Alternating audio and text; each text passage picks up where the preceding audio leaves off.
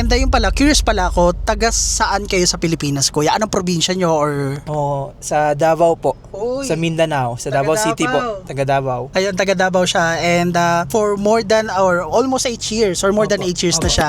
Atin is ang Wat Si Saket destination, which is ang Ho Prakiao. Next destination, which is ang Patuchay Victory Monument, which is ang Lao Art Museum, which is ang Patatluwang destination here sa Vientiane. This is a new attraction dito sa Lao.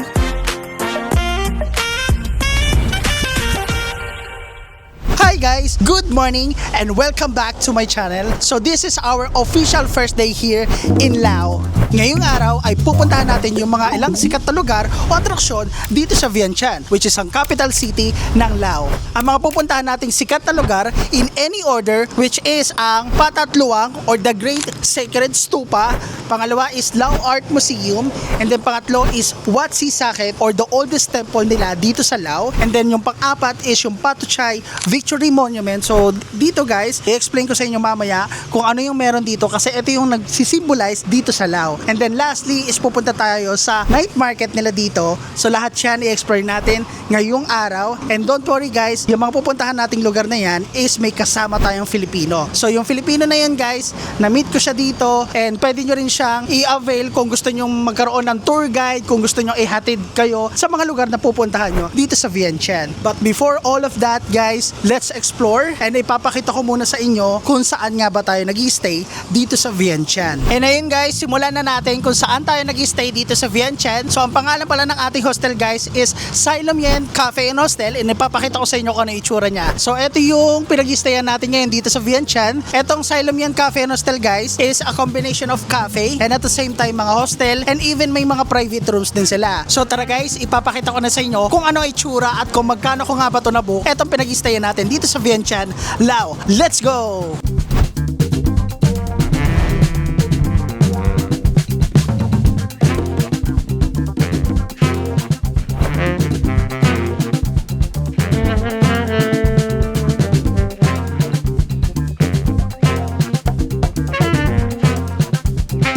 Ayan guys, punta naman tayo dito sa mga staff ng ating hostel. Ayan, so sila yung mga nandito sa mga staff and nandito rin si Kuya Raymond. Isa siyang staff dito na Filipino. Ito yung ang reception for the Silom Yen Hostel and this is also the cafe. So if you want to get some drinks, if you want to get some coffee, pastry, you can order here at the same time. So ngayon guys, pumunta naman tayo kung saan tayo nag-i-stay and at the same time meron kasi itong extension dun sa may loob and ipapakita ko sa inyo kung saan kayo pwede magstay. Hindi lang dito sa may cafe mismo. So tara guys, puntahan na natin. So itong door na to guys is papunta to sa hostel and at the same time isa din siyang extension. Hello! na kung saan is pwede kayo magstay din. Ito na yung mga hostel guys. Kailangan nyo mag-iwan ng mga shoes bago kayo umakyat sa taas. Diyan. Ito nyo naman, not trying to be mean, just trying to stay clean. Please remove your shoes. So ito na yung sinasabi ko ngayon guys na extension dito sa loob ng cafe. Tingnan nyo kung gaano siya kalawak. Diba? So pwede kayo dito kumain and pwede rin kayo dito mag-chill kung gusto nyo. And then dito sa taas na to, ito yung mga private rooms nila. So dyan, papasok dito. Hagdanan na yan. So yan, dyan na yung papasok na yan ng mga private rooms. And then meron din silang billiard. So tara, lapitan natin. So ayan o, ginawa na nilang mesa. Pero sabi ng mga staff dito is isa daw yung mga billiard na pwede kayo maglaro. So maraming mga upuan, maraming mga chairs na pwede nyong gamitin. And oo nga pala guys, bago ko makalimutan, meron ditong free breakfast. Ang time niya is from 8 a.m. to 10 a.m. So kapag ka nag-stay din kayo dito guys, is meron kayong free breakfast. So may tatlo kayong options doon. Ipapakita naman yan dito sa may reception kung ano-ano yung mga breakfast na gusto nyo. So ngayon guys, pumunta naman tayo kung saan ko siya nabook at magkano ko siya nabook. So ayun guys, of course, alam nyo na kung matagal na kayo nanonood dito sa ating channel is nagbo-book tayo ng ating hostel or hotel man sa Agoda. So ayun guys, kung bakit Agoda, mas pinakamura kasi siya sa lahat ng platform. Kung kahit i-compare nyo, sa Agoda pa rin talaga ang the best. Especially kapag meron kayong credit cards like BDO, meron pa siyang discount na matatanggap kayo kapag nag-book kayo sa Agoda. And nilalagay ko na lang yung link sa baba ng hostel na ito and magkano ko nga ba siya na-book. So nagstay kasi tayo dito for 3 days and 2 nights and alam nyo ba kung magkano yung presyo na binook ko dito? So nagkakahalaga lang siya ng 991 1 pesos. So parang pumapatak ng 300 plus lang yung pag-stay dito. So ganun kamura. And dun sa price na yun, again, meron na siyang kasamang free breakfast or included na siya. So sa mga nagbabalak dyan pumunta ng Lao, especially sa Vientiane, yung capital city ng Lao, dito na rin kayo mag-book, especially sa mga solo traveler or even sa mga mag-couple, meron din sila dito ang private rooms. So I guess guys, dito na kayo magstay kasi napakasulit, may breakfast na and nasa center na rin siya. So wala na kayong iintindihin pang iba, and then especially yung mga staff dito, karamihan sa kanila mga Pinoy. Nakakatuwa kasi isipin nyo, yung Lao, hindi siya, sa totoo lang, hindi siya masyadong puntahan ng mga Pilipino, tama? Pero makikita nyo na napakaraming mga OFW dito na nagtatrabaho dito sa Lao. So kung gusto nyo rin mag-stay dito sa hostel na to, ilalagay ko na lang yung link sa baba and then mag-book kayo through Agoda. Okay? And then yun guys, naghihintay na lang tayo ng ating tour guide, which is ang tour guide natin guys is Filipino. So mamaya introduce ko siya sa inyo, pero i-heads up ko na lang din kayo kung anong pangalan niya. So guys, ang pangalan niya is si Kuya Jake. So nakita ko lang siya sa TikTok, may nag-introduce na isang influencer, and then minessage ko siya, and then fortunately sumagot naman siya and available naman siya today. So mamaya siya yung magtutour sa atin, siya yung maghahatid sa atin sa mga pupuntahan natin, and interview din natin siya ng mga ilang set of questions katulad ng gaano na siya katagal dito, ano yung ginagawa niya dito, ano yung work niya, and etc. and etc. So ayun guys, maya hintayin na lang natin siya, and then kapag dumating na, ipapakilala ko siya sa inyo, okay? Mimita natin ang ating tour guide guys. Okay. Hello kuya. Hello kuya Jake. So yun guys, kasama na natin ang ating tour guide for today, si Kuya Jake. Ayan, so Kuya Jake is siyang Filipino. Opo. Filipino. So siya ang ating magta-tour guide sa araw na ito, and then marami tayong pupuntahan ngayong araw, di ba? Oo, mga So may 6 na lugar. 6 na lugar. So lahat yon pupuntahan natin, and pupunta rin pala kayo ng Lao. Pwede nyo rin siyang kontakin. Opo. Pwede nyo rin siyang kontakin. Ilalagay ko na lang yung messenger niya sa baba para kapag gusto nyo mag-tour, less hassle, and then hindi nyo na kailangan mag-commute from time to time, kontakin nyo lang siya. Okay? So ayun, ang unang pupuntahan natin kuya is Wat Sisaket at saka Hope Pacquiao, parang get. Oo. What's isa? Oo. Oldest temple ba to? Opo. Ayun, okay. So ang pupuntahan natin is Watsi Saket. Kung wala ka lang talagang nilalabag na patakaran nila, so walang problema. Kumbaga, pag-usapang batas, kuya, kasi doon nababayaran yung batas eh. Dito, para sa akin, kung ano ko lang is, oo, nababayaran din dito. Kumbaga, Parang nababribe din. kumbaga, sabi natin, nag-ano ka ng traffic light, so kailangan mo lang silang bayaran. So ganun pala yun dito rin. Medyo corrupt din, no? Mas corrupt. Mas corrupt dito? kumbaga. Ay, mas corrupt pa dito? Oo. Marami rin palang buhaya dito, no? Oo. Naamin naman natin sa lahat naman ng bansa. Meron talaga, pero dito is lantaran. Lantaran. Oo. Pero at least kahit papaano dito, makikita mo yung mga infrastructure. Oo. Maayos naman. Oo. Dito na tayo. Ito yung Wat Sisaket. Oh. May parang tatluwang siya na style, pero mas maliit sa tatluwang. Maliit lang pala. Ano to kuya? Ito yung palasyo nila. Kumbaga sa atin is parang Malacanang. Malacanang. Palace pala is presidential. Center talaga ng ng capital, no? Ito yung palasyo nila. Tapos is sa likod naman natin, ayun oh, yung yung patusay. Okay. Andun yung patusay. Oo nga, no? Oo, kumbaga kabilaan siya mismo. So pupuntahan din natin yung Patusay Oo. Victory Monument, no? Tinatawag nilang Victory Monument or Patusay Monument. Ito na tayo. Lapit Ito, lang, oh. Sisaket Museum. Watsi Saket Museum. Okay. Tapos ang kabila is yung Hope Pacquiao. Ito naman, Pacquiao. Ingat lang po tayo sa mga signage na may mga lugar na bawal ang picture. Okay.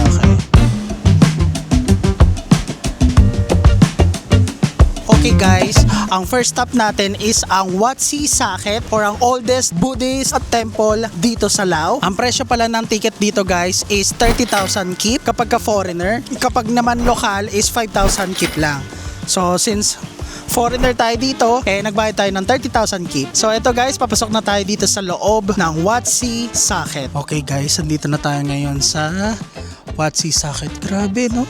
So ito guys, ito yung mga Buddha Grabe, ang dami. Sabi nila guys, etong Wat Sisaket or tawag din nila is Sisaket. Parang ang pagkakapronounce daw nila is Sisaket guys, hindi daw Wat Sisaket. Ito daw pala, tong temple na to, ito yung kung saan napakaraming mga Buddha dito sa country na to, sa Lao. Kasi kung makikita nyo, sobrang dami talaga as in. Ay no, may nag-iwan pa nga ng pera oh. Kasi diba syempre sa kanila, sa Buddhism is very religious sa kanila to. And then kung makikita nyo, yung iba nga may mga crack na medyo hindi na ganun kaayos or parang medyo sira na nga oh. Kasi syempre dahil sa kinatagalan nagbibitak-bitak na. So inikot muna natin guys yung paligid niya nung Sisaket and then papasok tayo dun sa loob. Kaso nakita ko bawal mag-camera, pero itatry ko na lang bigyan kayo ng konting glimpse dito sa temple na to. Okay guys, andito na tayo ngayon sa may temple. So try natin umakyat tapos ipakita ko sa inyo kung ano yung itsura nito. Ingat lang tayo kasi may ibang part dito na bawal mag-camera. So, gawa lang ba siya sa wood? Ah, hindi. Sa semento, ang ano lang pala is itong wood nasa taas. Grabe no, napaka-rich ng culture nila and history no. So ayun guys, ito na yung temple dito sa Sisaket and hindi na tayo pumasok sa loob kasi ayun nga, sa respect na rin, bawal kasing mag-camera. So hindi na natin pinicturean, pero ayan guys, ito yung pinaka-itsura ng loob ng Sisaket or Wat Sisaket. Ayan, tapos sa gilid niya napapalibutan ng napakaraming mga Buddhist statue. Ayan o, di ba? Bale, ayun guys, yun lang naman dito sa Wat Sisaket or Sisaket or kung saan napakaraming mga temple dito sa country na to, sa Lao. And proceed na tayo sa next destination. Let's go! Okay guys, andito na kagad tayo sa ating next destination which is ang Ho Prakiao. Actually, katapat niya lang is si Wat Sisaket and eto siya guys. Welcome to Ho Prakiao Museum Vientiane. So, ang makikita daw dito is mga lumang museum or mga lumang temple. Okay guys, papasok na tayo or paakyat na tayo ng temple and again nakikita nyo naman kailangan natin hubarin yung sapatos natin. Ayan, so kailangan natin iwan dyan bago tayo pumasok doon sa loob. Lagay muna natin siya dyan and tara, let's go. Okay guys, andito na tayo ngayon sa Ho Prakiao and again dun sa loob kasi nakita ko may signage na naman bawal mag-take ng picture or video sa loob. So ang gagawin na lang natin is lilibutin natin tong area, ayan, paikot dyan and then palabas dito kasi doon pwede mag-take ng video or pictures. So ayun guys, tara, libutin na natin tong Ho Prakiao. Ito, kung ano yung meron dito. Okay, nandito na tayo ngayon guys. Ang dami rin mga Buddha oh. So papasok na tayo dito and ang ganda ng mga ano nila no. Ay, bato lang pala to. Parang gold plated lang siya. Nakatakot naman. Pero ayan oh, kasi kapag pumasok tayo dyan guys, bawal lang picture, bawal lang cap at bawal lang slippers or shoes. Ayan, so hindi na lang tayo papasok dyan. Pero ayan, yun lang yung glimpse guys sa loob kung gusto nyo makita. Pero tayo, hindi na tayo papasok dyan kasi marami pa tayong mga pupuntahan dito sa Lao, sa Vientiane, dito sa capital city ng Lao. Nagpahinga lang muna tayo dito ng sandali kasi grabe, nakakapanghina yung init dito sa Lao, grabe. Parang mga mas mainit pa sa Pilipinas. Ganun ka tindi yung init ngayon. And ayun guys, tapos na tayo dito. Proceed na tayo sa next destination. Let's go! Andito na tayo ngayon sa ating next destination which is ang Patuchai Victory Monument. Ayan siya guys. Wow, ang ganda no? Para siyang katulad dun sa Paris, France, yung infrastruktura nila no? Pero ayan guys, bibigyan ko lang kayo ng konting idea kung ano yung meron dito at kung para saan ba to. Eto guys, itong Patuchai Victory Monument is dinedicate to sa mga Laotians na kung saan simula nung nagkaroon sila ng independence mula sa France is binilt ito between 1958 to 1967 etong Victory Monument na to. And itong monument na to guys, isa to sa mga sikat na infrastructure or tourist spot dito sa Lao. Tara guys, ikutin natin itong monument na to kung ano nga ba makikita dito at kung ano nga ba ang meron dito. So tara guys, papasok na tayo ng Patuchai Victory Monument. Tara!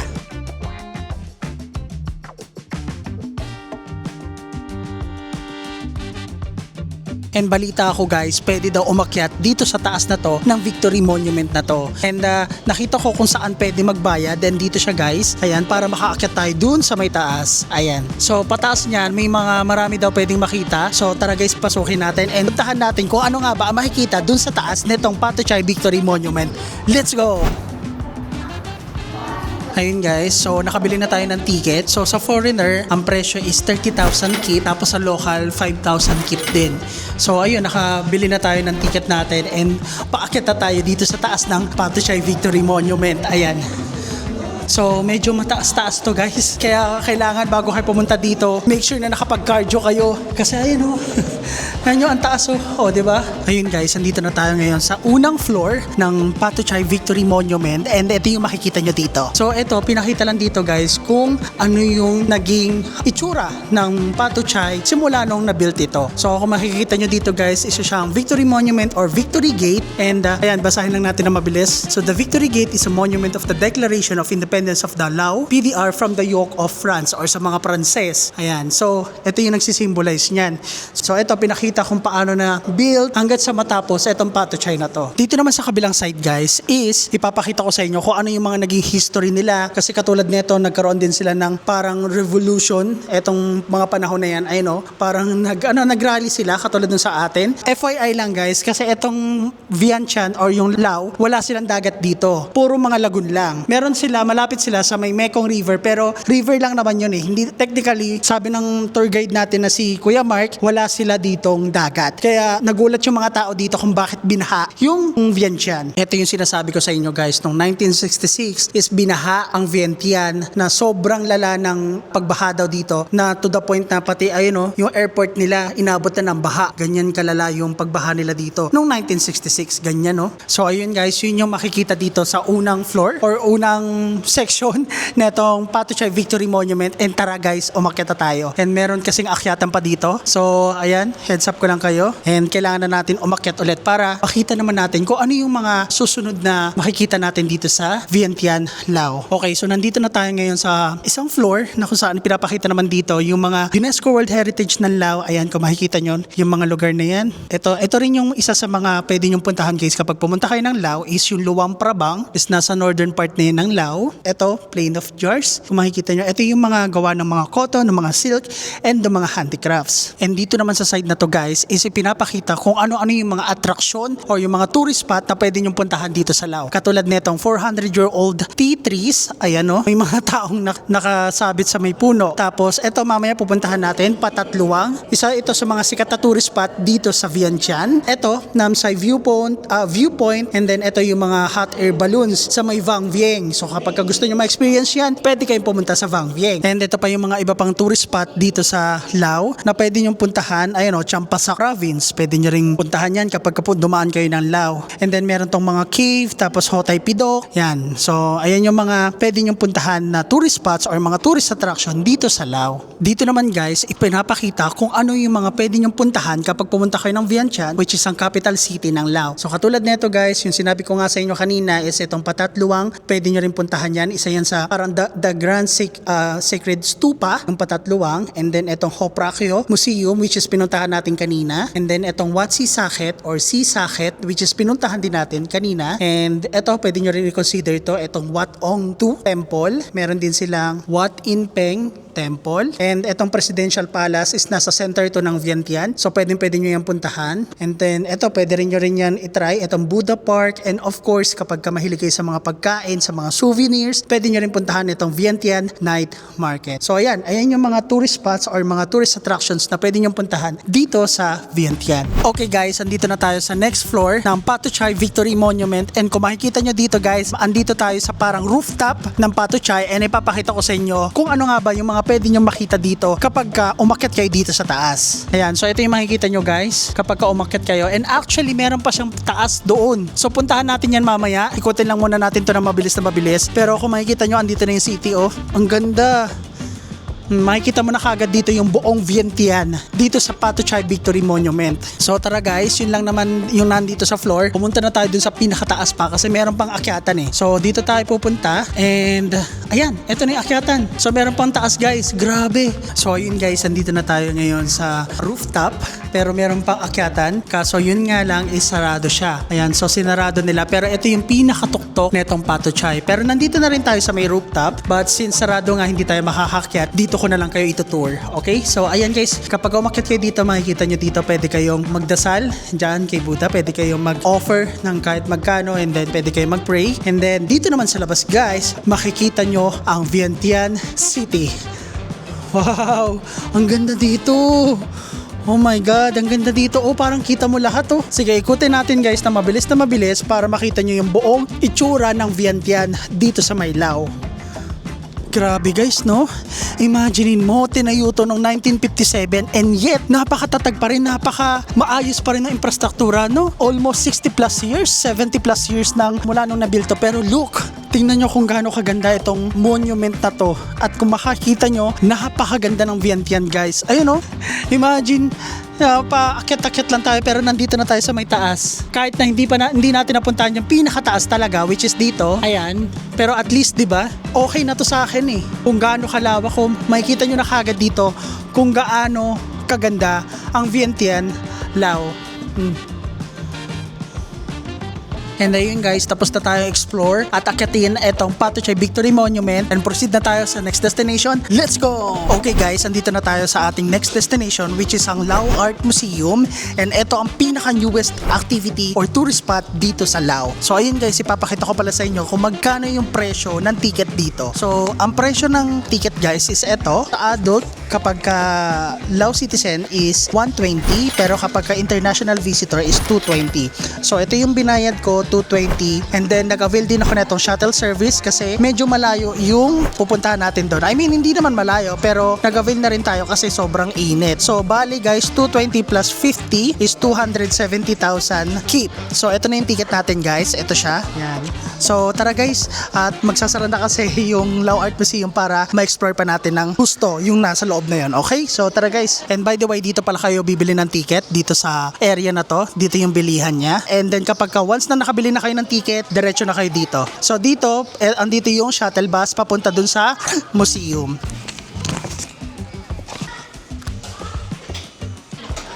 Okay. So maghihintay na lang tayo dito. Eto pala. So dito na tayo guys. Ayan. So nakasakay na tayo ng shuttle guys. Ayan. And paalis na. Papunta na tayo dun sa Lao Art Museum. Let's go! Ayan. So dun tayo pupunta at medyo maglalakad pa kasi ng malayo kaya sumakay tayo ng shuttle bus. So ayun guys, nakababa na tayo ng shuttle bus and papunta na tayo dito sa Lao Art Museum na kung saan newest attraction dito sa Lao. So ayun guys, kapag pupunta kayo ng Lao, huwag nyong i-miss itong lugar na ito or yung Lao Art Museum na ito, okay? So ayan guys, papunta na tayo, paakyat na tayo or papasok na tayo dun sa loob. So ito guys, ang Lao Art Museum. So ngayon, pumasok na tayo dito sa loob and tingnan natin kung ano yung pwedeng makita natin dito. Okay guys, andito na tayo mismo sa loob ng Lao Art Museum and eto siya, ipapakita ko muna sa inyo na mabilis yung itsura sa loob. And ang unang-una ko na notice kagad guys is etong malaking gong. O kapag kasintonado ka, igugong kita. Charot lang. Pero eto guys, eto yung una ko na notice nang pagpasok ko sa loob, etong malaking gong na to. And then eto na kung makikita nyo, napakaraming mga elepante oh. Napakaraming mga elepante guys. Ala, wow! Ang galing. Iba-iba sila guys. Tapos dito, elephant to. So dito sa kabila, mga elepante. And then dito, iba't ibang mga hayop. Ano to? Jaguar ba to guys? Hindi ko alam kung leopard. Grabe, ang ganda oh. Diba? So pero mag-proceed muna tayo dito sa ayan, oh my God, ang ganda guys. Now, proceed na tayo dito sa gitna. Oh my God. Wow, what a nice view.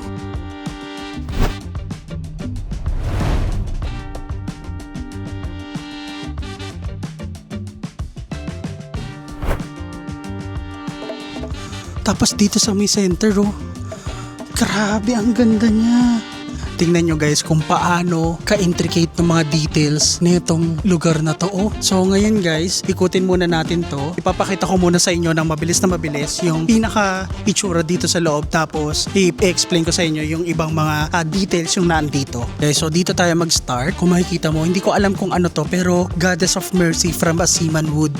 Samanwood, sorry. So ito siya. Tapos punta naman tayo dito. So meron naman pala mga nakalagay kung ano yung sculpture na to. Katulad nito, Bodhidharma. So ito siya guys. Para siyang si Zeus oh. Bodhidharma. Hopia Odorata. Parang sa Egypt to ah. Ay guys, ang bastos. Kayo na lang magbasa. Nefer, the Timeless Beauty. And then, ito, ano naman to? Ay, wala nakalagay guys. Pero ito siya. Wow, ang ganda. Ay, wala nang ibang mga pangalan guys. Ayan, so eto naman, hindi ko alam kasi wala naman nakalagay. And then proceed na tayo dito. Sa Damami oh, tsaka Leopard oh. Pero at the same time scary siya oh, tignan. Oh, di ba ito yung sa Mami? Di ba? Ito yung sa Egypt, di ba? Tsaka ito oh, si Buddha. Oh, grabe ang ganda dito guys. Puntahan nyo rin to pag pumunta kayo ng Lawa. Grabe, sobrang ganda dito. Please take off your shoes kapag pupunta kayo dito. Proceed naman tayo dito. So eto, meron siyang pangalan. Tiger pala siya. Kala ko Leopard. Eto, Xylocarpa Tiger. So eto siya. Eto, ano to?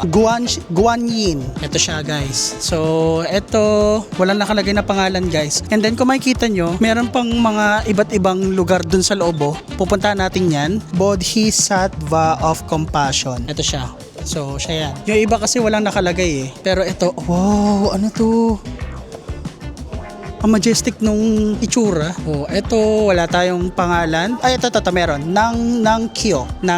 So, ito siya. Ito naman, siya ay si Samanea Samanswood. Chow Fangum. Ito siya, guys. Para siyang warrior. Kasi meron siyang itak and then meron siyang shield. Siya ay si Avselia Apsaras. Ito siya guys. So siya yan. So ayun guys, since nalibot na natin ito at ipinakita ko sa inyo kung ano yung mga pwedeng makita mga sculpture, yung mga statue, ayan o. And then may napansin ako na pwede palang pumasok sa loob. Kaso kailangan lang natin hubarin yung mga sapatos natin. So katulad nito guys, pwede tayong dumaan dito pero hindi ko alam kung pwede yung camera. Pero wala naman sinasabi na bawal yung camera. Ayan. And then gusto ko sanang pasukin sana para at least makita natin. Ano to? Fine for damage.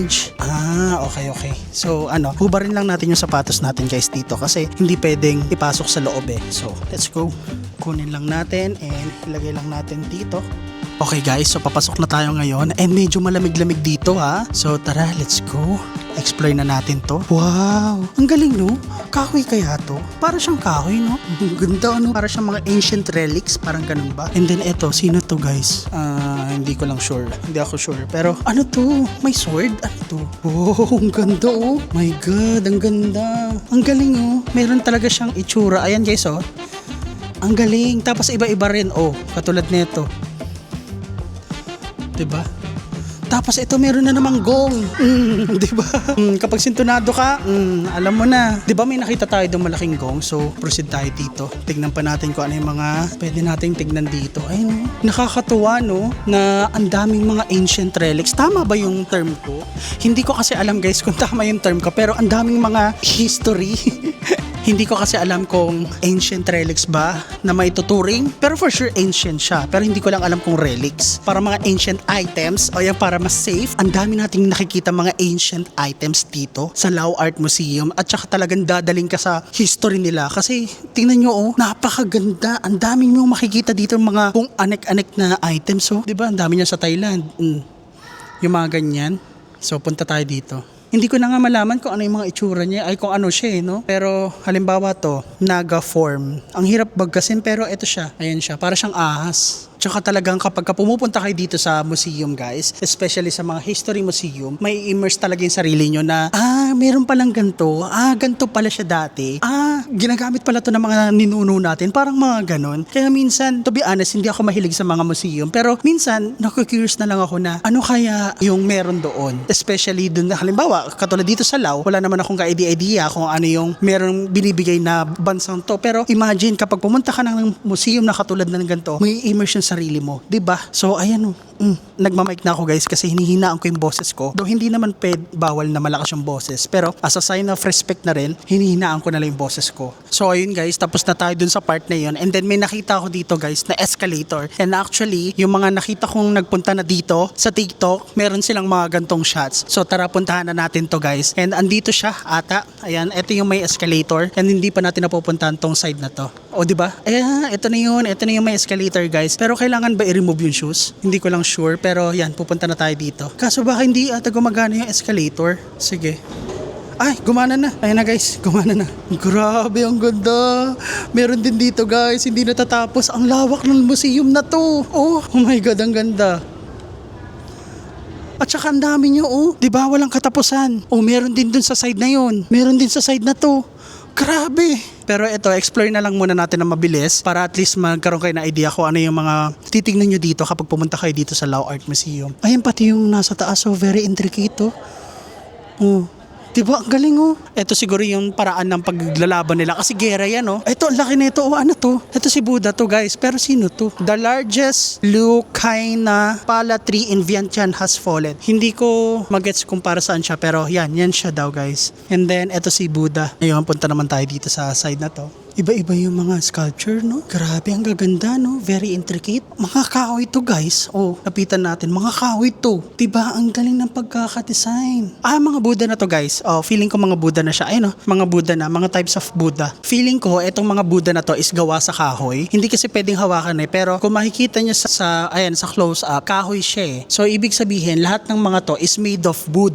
And sabi nung tour guide natin na si Kuya Jake is kakabukas lang neto last year. Last year ba or this year? So bago lang talaga tong museum na to. So kapag pupunta kayo dito sa Lao, make sure na puntahan nyo rin to, Lao Art Museum. Sa downtown ng Vientiane, mga around siguro mga 30 minutes din yung biyahe. Depende sa traffic. So puntahan nyo to, isama nyo to sa itinerary nyo kasi hindi kayo magsisisi. Ang ganda. So dito naman tayo sa side na to. And kung makikita nyo, puro mga kahoy din. Mga kahoy ng Buddha. Ayan o, diba? O ito, may dalawang kahoy dito o.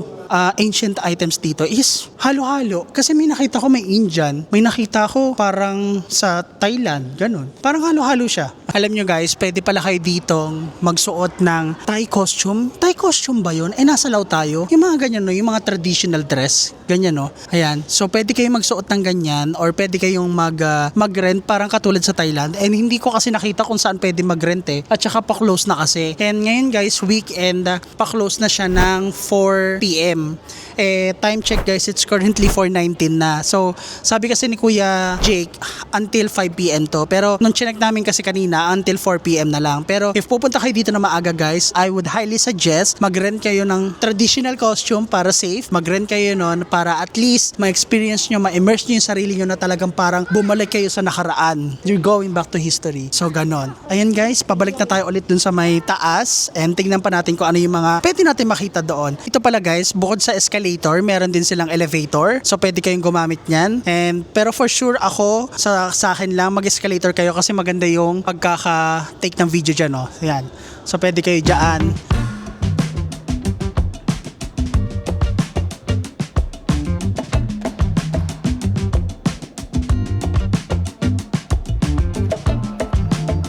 So ayun guys, tapos na natin tong i-explore itong Lao Art Museum. Kaya kapag pupunta din kayo dito sa Vientiane, Lao, huwag niyong palalagpasin to, isama niyo to sa itinerary niyo. And don't worry, ilalagay ko na lang yung link sa address dito sa Lao Art Museum. And definitely hindi kayo magsisisi kasi napakaganda ba naman. Kung makikita niyo guys, 'di ba? Akala mo para kang nasa palasyo na magical, na mythical, kahit ano pa yung sabihin mo, yun na lahat. 'Di ba? So guys, this is a new attraction dito sa Lao. Kaya puntahan nyo to, isama nyo to sa itinerary nyo. So ayun guys, proceed na tayo sa next destination. Let's go!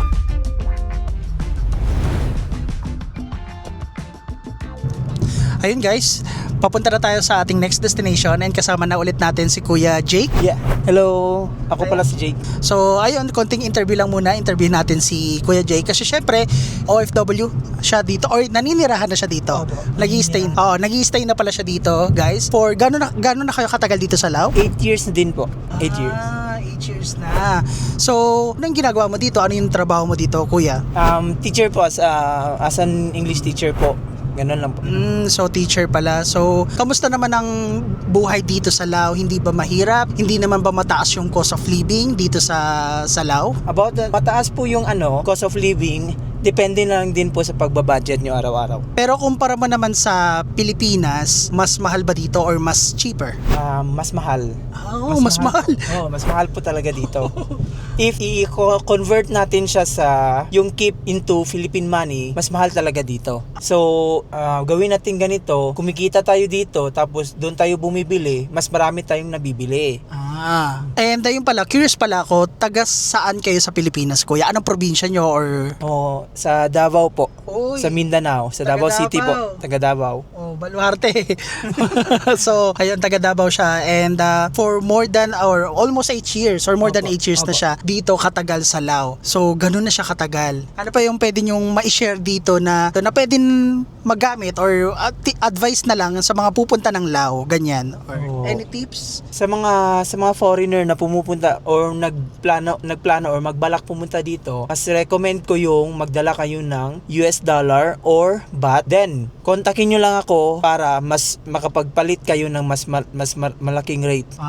Ayun. So, ayun, kapag pupunta kayo dito ng Lao, guys, sabi nga ni Kuya Jake is US dollar or baht and then ipapalit na lang sa KIP. So, ayun, speaking of pagpupunta sila dito, so paano kanila makokontak or paano nyo makokontak si Jake? So, si Kuya Jake, para siya na yung magsabi, para at least kapag pumunta kayo ng Lao, gusto nyo pumunta dito sa Vientiane, sa Vang Vieng, ganyan, or kahit sa Luang Prabang, meron siyang mga contact. So, i-reach out nyo lang siya. So, paano ba kayo namin kukontakin, Kuya? Pwede nyo ako i-contact via WhatsApp or Facebook or Messenger. Okay. So yung WhatsApp niya, ilalagay ko na lang yung number, guys, sa baba. And then yung Facebook page, para hindi kayo ma-scam, ilalagay ko na lang din sa baba para siguradong siya ang makokontak nyo. Para at least kapwa Pilipino natin, 'di ba? At least alam mo 'yon, kasundo natin kaysa mag-book kayo sa ibang mga foreign or sa ibang lahi, mas mahirap makipag-communicate. At least dito, Pilipino, si Kuya Jake at saka talagang sulit yung ibabayad nyo o yung itutur nyo kasi nga hindi na kayo ma-hassle. And isa pa, sobrang init dito kaya kailangan talaga meron kayong service at mahirap din kasi mag-commute dito. Pero pwede naman, possible naman yung commute, pero mas maganda mag-book na lang kayo ng private katulad nitong kay Kuya Jake. So ayun lang, guys, proceed na tayo sa next destination. Let's go! Hi guys, andito na tayo ngayon sa ating next destination, which is ang Pathat Luang, or ang tinatawag din nilang The Great Sacred Stupa. Pero ayun guys, may problema tayo kasi sarado na yung Pathat Luang, hindi na natin naabutan kasi medyo nagtagal tayo dun sa Lao Art Museum Pero ipapakita ko na lang sa inyo na mabilis kung ano nga ba yung itsura neto dito sa labas kasi sarado na. Pero first is tingnan muna natin dito. Kung makikita nyo guys, yung Tat Luang or Pathat Luang Museum is until 8 a.m. to 5 p.m. Ayan. And then, yung entrance guys sa foreigner is 30,000 kip pa rin. Sa local, 5,000 kip. And ayun guys, unfortunately, hindi na tayo nakapasok kasi nga, anong oras na? 6 p.m. na ngayon as of now. Pero ayan, kung makikita nyo, gold-plated siya. And alam nyo ba, sa loob neto, since hindi tayo nakapasok na, etong loob netong Pathat Luang guys, is napakarami ding mga sculpture ng mga Buddha ang nasa loob neto. Etong Buddha guys is ipinagkaloob sa kanila ng mga Indian way back 19th century. Binigay sa kanila dito sa mga Laotian yung mga Buddha na yon, and etong Pathat Luang is nagsisilbing sacred sa kanila, especially sa mga Laotian. So ayun guys, tapos na tayo dito and pasensya na hindi na natin naabutan etong Pathat Luang at proceed na tayo sa next destination. Let's go!